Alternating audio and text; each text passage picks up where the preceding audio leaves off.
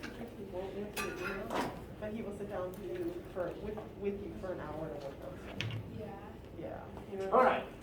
So, hello again. Good day. We're recording now. Tests are done and handed back, and I want to spend at least part of today looking over them.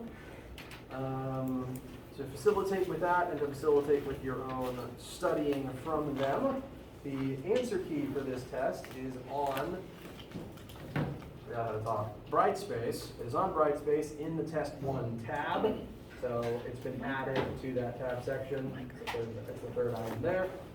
And my key does contain my work, which granted there's more than one way to get correct answers for a few things. So if your work doesn't perfectly match mine, but you got it right, that is okay. It also shows point distributions, like how many points each question is worth, how many points each part of the question is worth, and what things I was looking for and how many points they were worth while I was grading. I didn't always stick to that scale though, if you did it a different way, or if you maybe left it kind of partially worth and didn't get the whole answer. I tried to assign some partial credit for everything that you did do. So that key is here, and we're going to look over at least a little bit today. I have also listed within the class info tab some tips and reminders for how to do well in this class. Overall, the grades for this test are average for a section of for 1510. The entire class average is where one would expect it to be. But I imagine and understand a lot of individual students might not be satisfied with where their with how their test grade turned out. And because of the quirk timing of when this first test happened, because it went delayed, and I apologize for that. Some of you might now be wondering what your actual course grade is since the midterm didn't reflect the test score. So if you as an individual either one, want to talk about the test itself, how things, like how you got each points of everything, what might have gone wrong in certain parts, I absolutely will want to want to discuss that with you. We can talk after class or after lab at any point. You can email me about it as well. I can also help you calculate what your current class average is for all assignments and let you know like things, calculate for you what you need on certain tests or on the next test or on the final to get a certain grade in class. Those are things that I commonly ask. So please, any questions related to those, let me know, email me, and the email, I will reply to you in the email about your scores, or you can come to my office at absolutely any time. I also, for probably the 18th millionth time, and there's going to be infinitely many times more, will remind you guys to ask me questions about literally anything, even if the question is, I have no idea what I'm doing. Because if you want to do well in this class, asking questions isn't optional. And I've said it before, I'm going to keep saying it until the death of the universe, so sorry, but I just feel like I'm noticing that, at least on the test, not many students ask me questions. Some did, some came up to ask me stuff, but not a lot of people out of the entire class population did. And that makes me sad because looking at the scores, very clearly some people were confused about things, but they didn't come up to ask me about it. And especially at this point in human history, I know that can probably be very hard, and physics is hard even when we're not in a global crisis. So if things are harder than normal right now, that makes sense. You're allowed to need a break. You're allowed to need help. In general, you're allowed help. It's a human thing to need it. It's a human thing to get overwhelmed, which is why, among other things, you're allowed to need a break. You're even allowed to cry if you need to. You're allowed to put assignments down and go to the other room and just go outside and breathe and have some water and take a pause. I encourage that, actually. If you're getting overwhelmed on something, I want you to stop and go smell the roses for a while. But then I want you to come back and ask me about it. Because if you don't tell me what you find confusing, I won't know what to help you guys with. Because I'm coming at this from a very different perspective. I am a physicist. all the stuff I teach is stuff that I can do and don't find that difficult. So I have a vastly different perspective for you on the other end of things. I don't know what I need to re-explain or how I need to re-explain it unless you tell me you're confused by it. Asking questions isn't optional. And if the actual act of doing so is difficult, I get that, I'm an introvert, then I want to work with you to find a solution. Because I want you guys to pass this class. I don't want to sit up here. I am not some arbiter sitting up here trying to pass out bad grades. I want you to pass physics. I like physics, and I like it when people understand it. So my goal is to get you guys through this class successfully so you can all move on to what it is you actually want to be doing, because I know none of you are physics majors. So I want to work with you on this. Please, please, please ask me questions, and I'll remind you next time you death the universe. Promise. So, any questions before we get started? All right.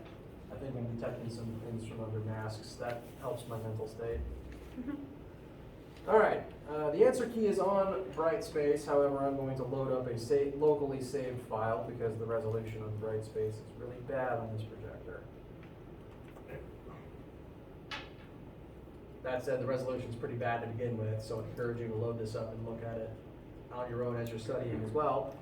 Test 1 will be good study aid for you heading towards our final exam in December because, well, the final exam will be made of stuff from the entire class. Now, test 1 did end up being a little longer than I wanted it to be. If for no other reason than it happened later in the semester than I originally wanted it to, and so it wound up being about 5 chapters instead of 4. As a result of this, test 2, I do want us to have a test 2 so that you actually have a test average, and it's not just the test. Test 2 will only be about 3 chapters, because since this test, we will only have covered chapters 6, 7, and 8. So momentum, collisions, and rotational stuff. So test 2 will probably be the week after Thanksgiving, and it will at the very least be shorter. So keep that in mind as we're moving towards that date, and keep in mind that your physical test is yours to keep, and I recommend using it and this key to check back and study things as we move towards the exam. Obviously, the exam questions will not be exactly the same, but they will cover the same stuff. So please use it as study material. Like I said, my answer key, I tried to note how many points each thing is worth, and I tried to show at least the way to work it that I think is the most straightforward. But a lot of students did come up with interesting ways that I wasn't expecting that did result in correct answers. And some interesting ways that didn't, so it balances out. Needless to say, all that to say, if your answers, your work don't completely agree with my key, I still spent the time to look over your work and make sure you get as many points as I could possibly give you for what you had there.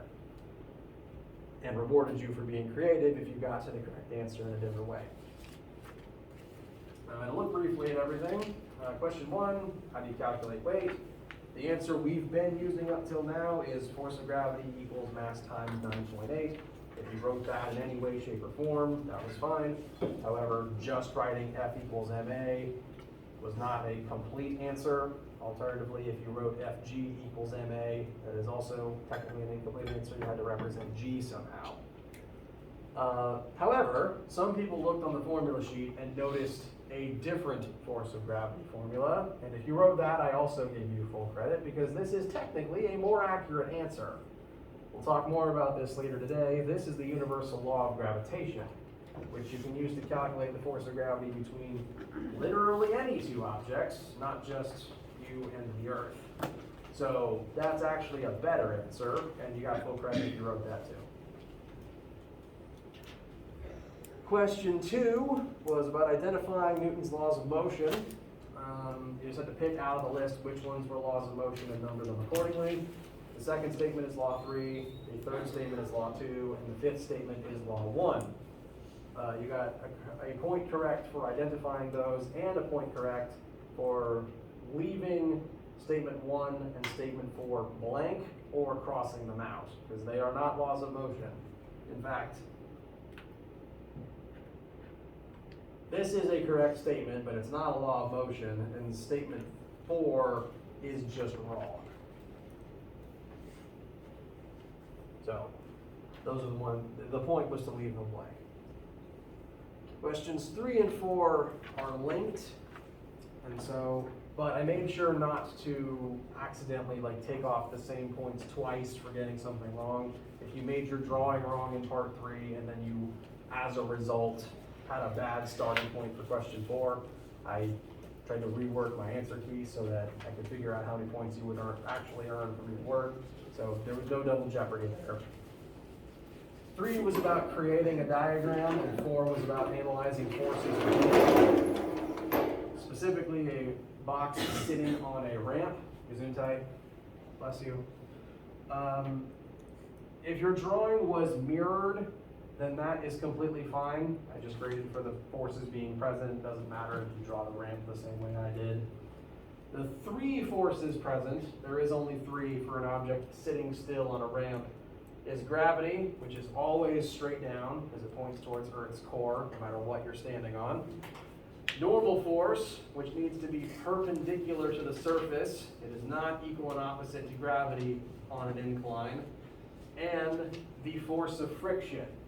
Now, for an object sitting still on a ramp, it's usually in danger of sliding down the ramp. As a result, friction needs to oppose that, and it would push up the ramp.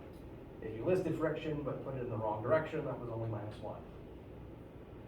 From that drawing, part 4 was about finding the coefficient of static friction, and it was specifically static because that's what would hold the block stationary on the object.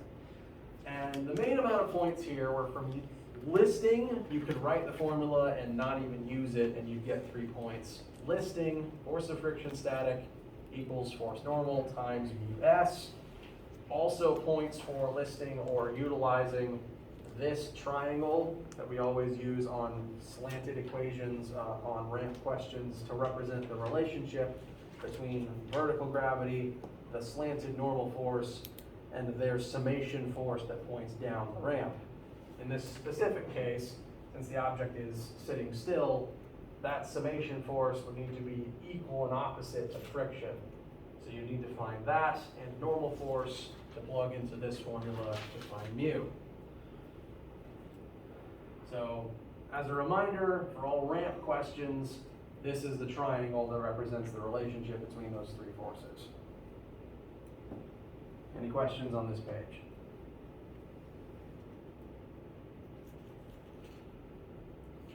All right.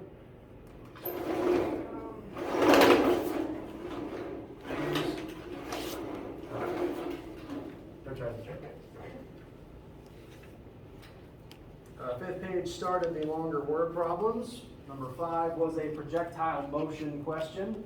First thing you need to do is divide the initial velocity into its xy components. Points for that. From there, the first thing you're asked is, what is the time that the tomato will spend in the air? For that, we need to consult the y-axis, because gravity determines hang time. You get points for even listing Formula 3, even if you don't use it. Specifically, though, you want to plug in the y component of your launch velocity for initial velocity, -9.8 for acceleration, because gravity, and +1.43 for the vertical displacement. That's because in this specific question, the object is going to end above where it begins. So the delta y is positive when you set it up on that side of the equal sign like this. If, possibly out of habit, you made it negative, that was only worth 1 point. As long as all of your math following that was correct after that particular thing, that was only -1 point for the entire question. If you did work it this way, with the positive number here, it would become a negative number when you move it to the right side. Then we have to set up a quadratic. Points for simply utilizing the quadratic, even if you made a mistake.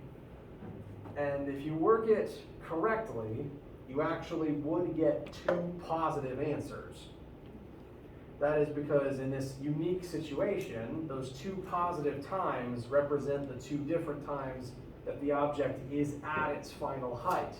because it does reach and pass that final height on its way up, and then sinks back down to that final height when it lands. So that's why this specific one has 2 positive times. So part of the question was picking which of the 2 to use. Now, if you made the earlier mistake of making this negative, you actually would have only gotten 1 positive time. As long as you chose the positive one and worked on from there, you get full credit, except for that 1 mistake.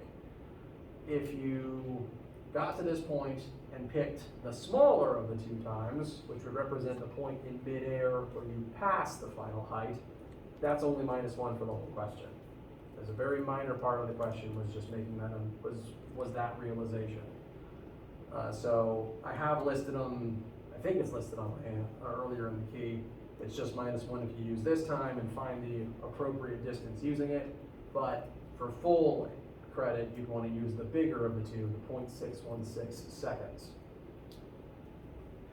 Then want to plug that into formula 3 on the x-axis, solving for delta x. Use your x velocity component and 0 acceleration in the x-axis because gravity doesn't work that way. Question 6 was vector addition. Specifically, you cannot add 44.1 and 98.2 directly together because they're not in the same axis, and because they aren't right angled from each other, you also can't directly immediately use Pythagorean theorem. You need to divide the 4.1 into its xy components, add x to x and y to y to determine the xy components of the final summation vector. Once you have this answer, you can use a couple of different methods. Excuse me. There is more than one way to get a correct answer for this one. To determine the final hypotenuse and final angle. Again, there's multiple correct answers here. I listed at least the 2 most common ones on my answer key. Either way you oriented it, as long as what you wrote was correct for that orientation, you get full credit. Yes? So, I saw like there was a triangle then, so, let me reword it. So, I made like 2 different triangles, Okay. and the one for the x, I used the same number twice, like 40.53 both times, and I don't understand why they're gonna be considered to be wrong and it should be 0.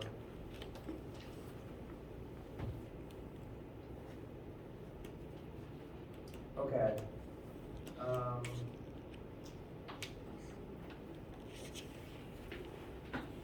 So what you specifically have here, you were trying to add 40.5, 17.7, which would be this vector, Yes, sir. with 40.5, 98.2, which wouldn't be this vector because it doesn't have a y component. You'd be adding this and this, which, if you add these 2 together, won't take you to this spot. It will take you even further over here. So this specific vector of 2 is just 0, 98.2. Because they have an x component. Yeah. I made the assumption that the one in the top will work as well with the 98.2. The 98.2 is its own y-only vector. Yes, sir.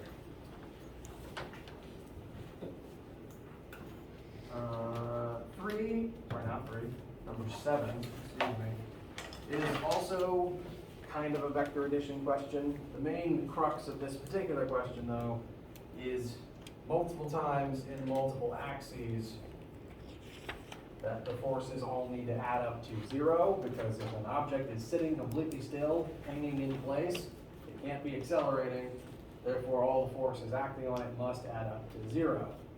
So if you reference this fact several times, but at least referencing it once gets you a good chunk of points. From there, I used this statement 3 different times. Once for the 2 forces on the sign, gravity down, T1 up. This lets us conclude that T1 must be equal to the weight of the sign, because it is the only thing actually holding the sign specifically in place. Then I did the same thing, net force equals 0 twice for the forces attached to this knot, once for X and once for Y. In the X-axis, you only have T2 and the X component of T3 acting in that spot. In the Y-axis, we have T1 and the Y component of T3 acting together. T3 is on an angle, so earlier on I divided T3 up into hypothetical X and Y components, which would just be T3 times sine or cosine 45. From there, we can determine that T2 is actually the same number as T1, and T3 is the odd one out, that is a different number. That is because the two XY components of T3 have to cancel out with T1 and T2. As a result, T3 is an isosceles triangle. Two legs are the same length. That means the hypotenuse itself will be the longest side and longer than the two legs. So T3 is the only one here that's a different number than the other two. But again, it was because of the different order in which you could have done things or the different steps you could have used, I gave as much partial credit as I could for the different ways in which this statement was utilized.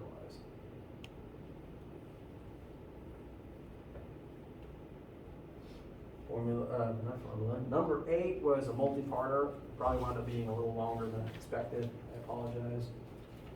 Part A was conversions. If you didn't get the correct answers, there was something wrong with your conversion. I do recommend looking back over that and comparing it with this key. If you use the simplified conversions in the question or the more correct ones from the formula sheet, either way I counted it as correct. Part B was kinetic energy of the vehicle, so use a kinetic energy formula, but specifically you want to do it with the converted metric velocity and with the total mass of the vehicle and its cargo added together. Part C was about finding the work the engine does on a specific amount of driving. Earlier in the question, you would find the power of the engine in watts. Use the power formula, power equals work over time. Solve for the work the engine performs. And part D,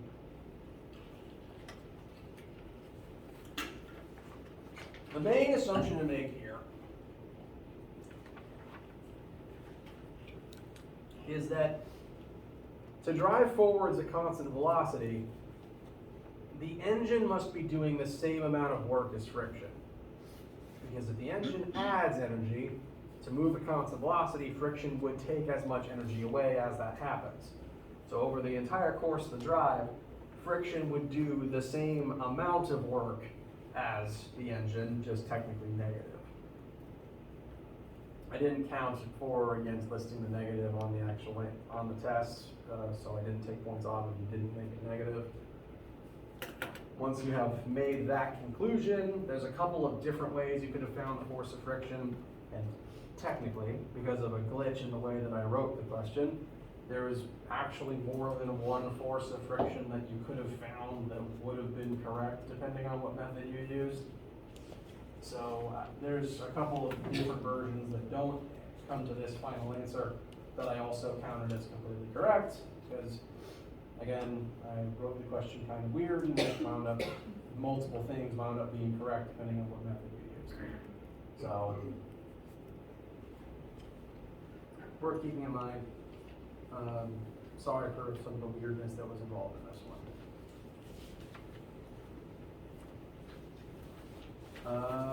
Last question, number 9, is mostly about energy conversion. We have a rock being launched by a spring. Part 1, we want to figure out spring constant. The main thing to utilize here is that the EPE in the spring must become some other form of energy as the rock gets launched.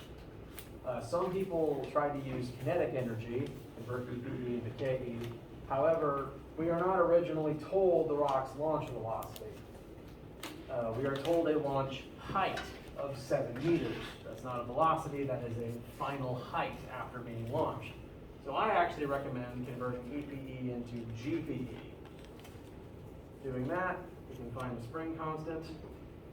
Part B was asking about how much kinetic energy and momentum the rock must have immediately after leaving the spring. You can find that KE from either the final GPE or the initial EPE. There's multiple ways to get there from here. Once you have KE, it's possible to find the rock's launch velocity. Using that velocity, you can determine the momentum using the momentum formula. Various students did also find other ways of finding velocity first and then finding KE and momentum, which I applaud the creativity. So if your work does not exactly resemble mine, but you got the same answers, I count it right. And that is test 1.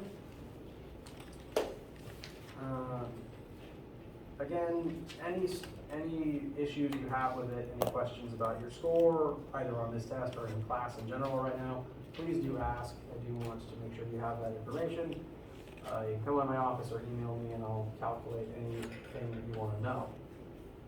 Any pressing content related questions right now?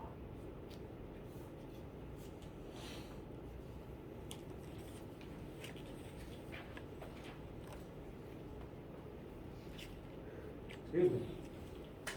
All right. If not, then we'll take a quick pause because my vocal cords are getting sore. And in a minute, when we resume, we will continue working a little bit on chapter 7 before we break for today.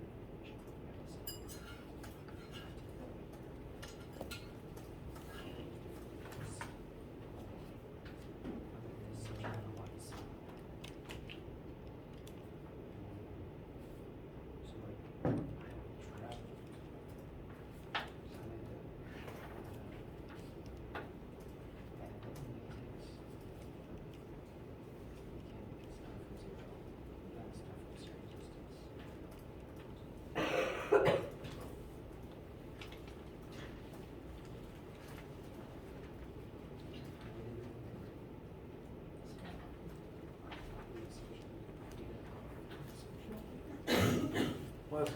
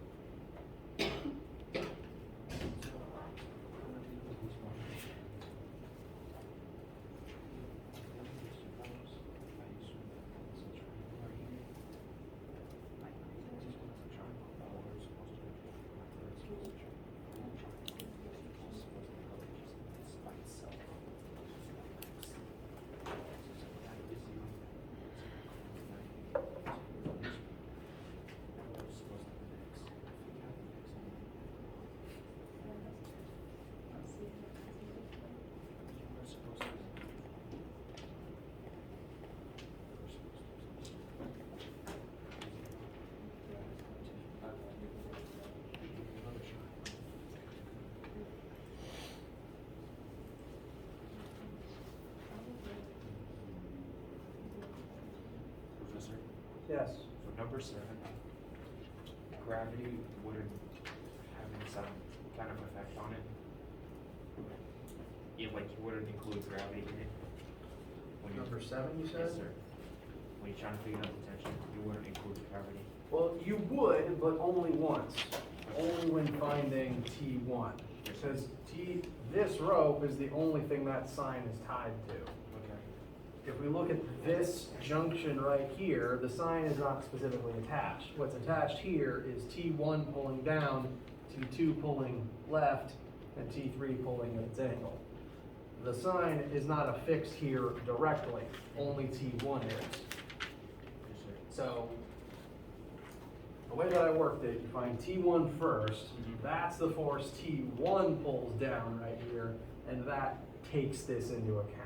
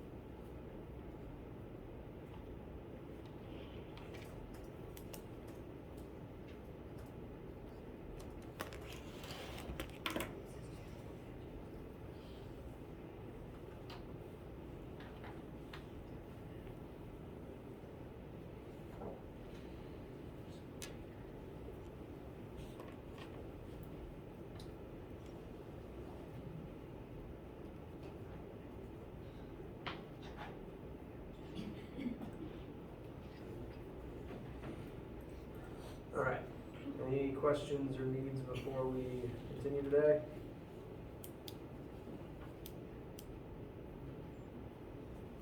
Okay. So let's do a quick centripetal force practice question, and I want to start this one a little bit differently. I wrote this to only require 1, maybe 2 formulas. You've done pretty quickly. And I want to give you guys just a couple of minutes to work amongst yourselves, either on your own or with your classmates. I encourage you to work together to determine the correct answer for this specific question. After that, after a couple of minutes, we'll compare notes and we'll talk about how to get there. I just want to give you guys a chance to sort of mirror what it would be like on the test, where you have to do it on your own first rather than you just working it and you copying it down. So hopefully some better solo practice. Let's just give it a couple minutes and see what you guys come up with.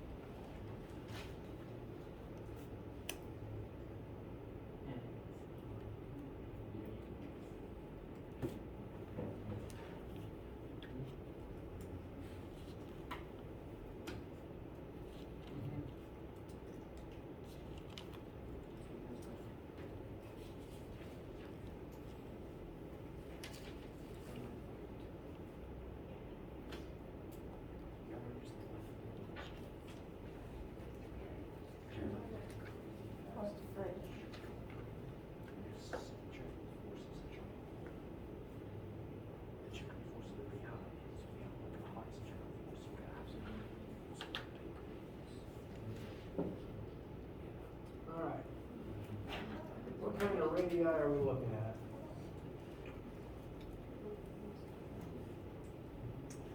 It's okay if it seems absurd. Go ahead and say it. 55,364.24.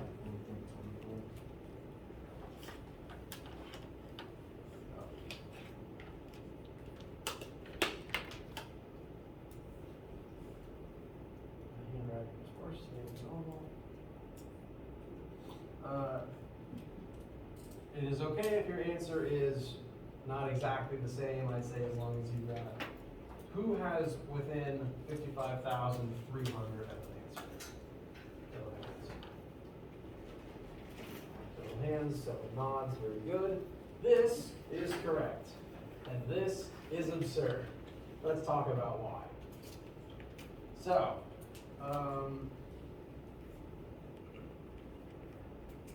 Mach 2 is very, very fast. Specifically, Mach 2 is defined as twice the speed of sound. Mach 1, you'd be moving at the speed of sound, 343 meters per second. So Mach 2 is twice that, Mach 3 is 3 times that, just if you weren't aware of those terms.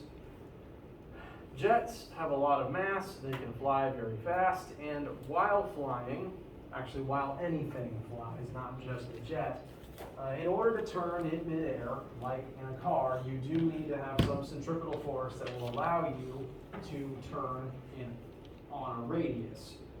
There is no way currently for a jet to simply turn immediately at a right angle like there is in a car. You have to employ a turning radius. And if you are moving very, very fast, the forces involved, the speeds involved, and the radii involved get kind of nuts. Specifically for flying a plane. If you've ever rode on a commercial airline before, or really any plane that you might have been on, you might have noticed that you take off and then you start turning to go on your correct heading. And you might notice that, all right, the plane is tilted so we can turn now, and it kind of feels like it might be tilted for 10, maybe 30 minutes sometimes, depending on exactly what flight you're on. Sometimes the turns feel like they last forever, which for me, getting airsick is terrible. Anyway, if you've gone through that train of thought, wondering why is the plane still tilted, that's normal. That tilting is how you turn, and because the turning radii are so huge, it takes a while. We've also talked about how centripetal force doesn't just spring into existence, something has to act as the centripetal force. For this specific case, there's no rope tying us to the center of the circle, and there's no planets to orbit around. So for objects in flight, the reason they turn their wings like they do, and sometimes they have little flaps on the wings or the rudder the tail that will also help with this. When they tilt, they're actually changing the direction that the lift force acting on them points in. And to turn, some of that lift gets redirected towards the center of the circle to create the centripetal force. So specifically for flying objects, lift gets repurposed to create centripetal force. And it takes a lot of force to make a fast, heavy object turn quickly. If you've ever heard about like astronaut or pilot training, and they've talked about like the number of G's that someone can withstand, you regularly get exposed to forces several times your own body weight while you're doing these sorts of things. And there's been a lot of experiments into how many forces a human being can, how much force can a human withstand, and for how long they can withstand it. Being a pilot is very dangerous, because if you've ever been on like the carnival ride that spins you around real fast, that's probably not even anywhere near this amount of force, and pilots undergo this for their jobs even more so. So it's a dangerous line of work. This is typically a survivable amount of force for a human being to be under for a very limited amount of time. For a sense of scale, that is 17 times my body weight. So for me, that would be 17 G's. Not recommendable, but survivable. And that is our G-force, and that is our velocity, and that is the mass of our plane. How do we get to radius? What formulas are useful here?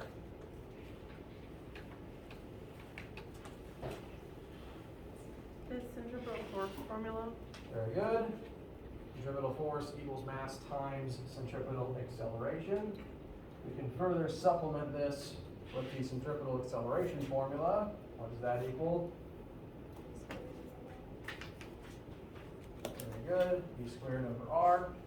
I combined these into one to try to eliminate a few lines of algebra. Very commonly, some formula sheets will simply list centripetal force as mv squared over R. So, common, totally legal practice to do that. And we know everything here except R. So, 17,000 equals 2,000 times v squared. Make sure you only square the 686 divided by R.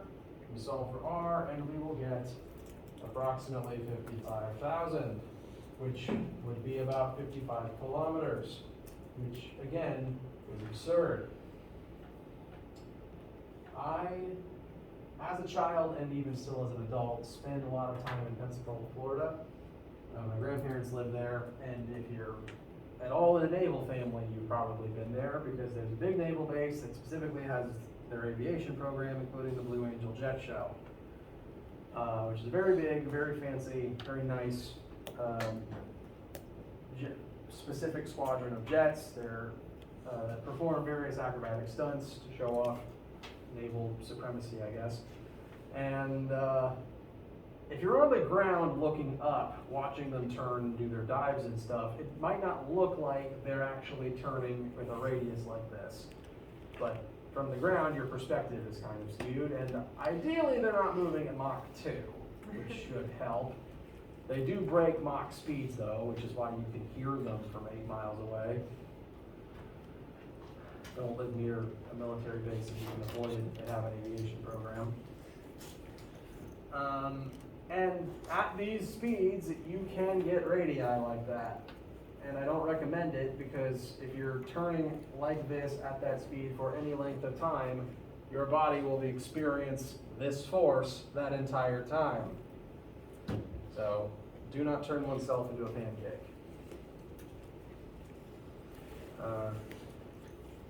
Anyway, that's sort of a tangential story about that. How did this one feel? I want to start giving a couple more shorter examples like this in the context specifically of independent practice. We're nearing the end today. Before we break, I do want to at least show you a new formula that we will be using next time so that there's less explaining to do. I mentioned this formula on the test answer sheet actually. This formula, Fg equals big G times M divided by R squared, is referred to as the universal law of gravitation. And this is the big real official formula for calculating the force of gravity between any two objects. Because secretly, every object with mass exerts gravity on literally every other object with mass. All of the markers on my table are technically pulling themselves closer together over time. There is a force of gravity between you and the desk. There is a force of gravity between you and the furthest star you can see in the night sky. The mass is, whatever the mass is, however far apart the objects are, there is always a force of gravity between them. All mass does this, even down to the subatomic particle.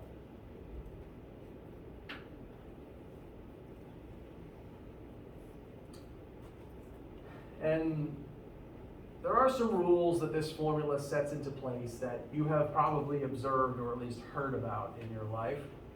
Note that if one of the two objects has a really big mass, you'll get a lot of gravitational force. The planet beneath us has a really big mass, so it exerts a lot of gravitational force, at least on us who live on its surface. Meanwhile, all of my various desk implements have a very small amount of mass. They don't exert a lot of gravity on all of us sitting here in this room because they're not strong enough. I promise you that gravity's there, it's just so small you'll never notice it and you probably can't even measure it. But it's there. Additionally, notice that there's a radius in the denominator here, which tells us that the farther apart two objects are, the weaker the gravity between them is. This is why we don't get yanked around by the next closest star to our solar system, Alpha Centauri. It's too far away to measurably affect us on planet Earth. Likewise, the further away from Earth you get, the weaker the gravity is. That's not entirely why astronauts on the space station appear weightless. There's a different reason for that. But the further away you go, the weaker the gravity gets. So this formula codifies a lot of those observations we've made over the years. And this formula is actually where, I erased it, why did I erase it? Where our old one comes from.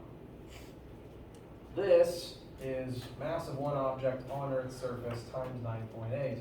That 9.8 came from some very smart people realizing Earth's mass is constant, Earth's radius is constant, and this G here, this is a constant known as universal gravitational constant. Big G will always be this number, which will be on a formula sheet. You never have to memorize it. Big G, Earth mass, and Earth's radius are always constant numbers, so someone literally combined all of them into 9.8 to shorten the formula. So this is a highly specified version of this. This, in its current form, is useful though, because gravity, especially in space for large objects that are very far apart, is useful as a centripetal force. And for very big objects that are very far away from each other, you need to be able to calculate that force of gravity using universal law of gravitation to then use it in your centripetal force calculations. And astronomers have been doing this for hundreds of years, which is why Newton was very important for charting the solar system. And we are going to do that same thing next time. So, don't copy this down yet. Hold on to this formula though, keep it in the back of your heads, we'll revisit it, and probably start talking about torque on Friday. Let me know if you have any questions, comments, concerns. If we don't see you today in the lab, then have a wonderful day.